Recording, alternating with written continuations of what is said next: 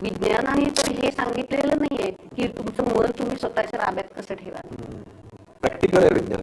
विज्ञान प्रॅक्टिकल आहे. मी जर तुम्हाला विचारलं तुमच्या शरीरामध्ये मन कुठे आहे दाखवा, विज्ञानाने हे करा, सिद्ध करा, तर विज्ञान नाही सांगू शकत. विज्ञान त्याच गोष्टींचा विचार करतं जे डोळ्यांना दिसतं. मायक्रोस्कोप अंडर का असेना, खाली का असेना, पण ते दिसतं. त्याच्या मागचे फॅक्ट्स विज्ञान सांगू शकतं. पण जे दिसतच नाही, मायक्रोस्कोप अंडर सुद्धा दिसत नाही, त्याबद्दलचे फॅक्ट्स हे अध्यात्म सांगतं.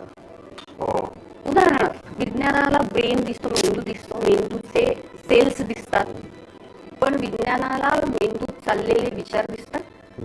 विचार नाही दिसू शकत. लाईट्स काहीतरी रिफ्लेक्ट होतात असं एवढं दिसतं, विचार नाही दिसत. पण विचार तर असतात ना, विचार येतात हे मात्र फॅक्ट आहे की नाही. पण मग ते येतात पण ते दिसत नाही, म्हणजे ते नाहीच असं विज्ञानाचं म्हणणं आहे. पण मग असं आहे का खरं की थॉट्स नाहीच आहेत कारण ते दिसत नाही? असंख्य विचार असतात.